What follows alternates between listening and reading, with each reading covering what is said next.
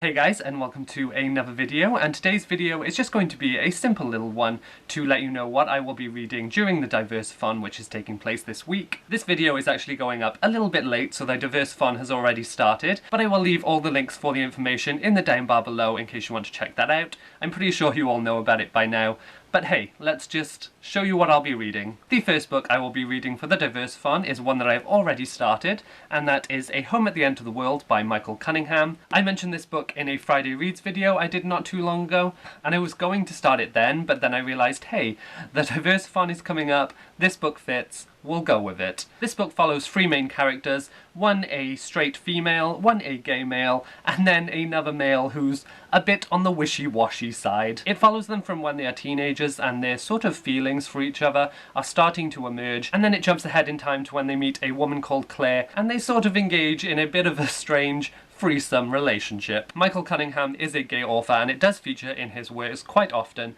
so I thought I would pick this one up. I actually started this one yesterday. I think it's about 330 pages and I only have about 50 to go. So far I'm really enjoying it. The writing style is really good, but it is very, very depressing, and it's set in the emergence of AIDS, so I feel like this is going to be just a depressing book. The next book I will be reading was one recommended to me in my resolutions video, where I said I wanted to read more books from the places I visited while I travelled, and that book is Paradise of the Blind by Duong Phu Huong. I probably butchered that name completely, and that's coming from someone who lived in the country for a while. This one was recommended to me by Steve Donahue, and I was really interested in it because it's actually banned in its home country of Vietnam. It's set in Vietnam, by the way, in case I didn't say that. But it was also the first Vietnamese novel ever published in the US, and this was published in 1993, so just imagine that it took that long for a Vietnamese novel to actually be translated and published. This book tells the story of two women. One, a young woman called Hang, who is just sort of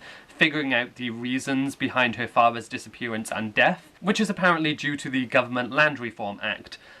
Which I knew nothing about at the start of this novel, so I definitely did some googling. And then it also follows Hang's mother, who is a struggling street vendor, which are everywhere in Vietnam actually. And to be fair, always sweet old ladies who sell you baguettes. Overall though, I think this sounds really interesting. I think it's more of a look at sort of women's rights and how women's rights have changed over time in Vietnam. I could be completely wrong on that, that's just what I'm getting from the slight blurb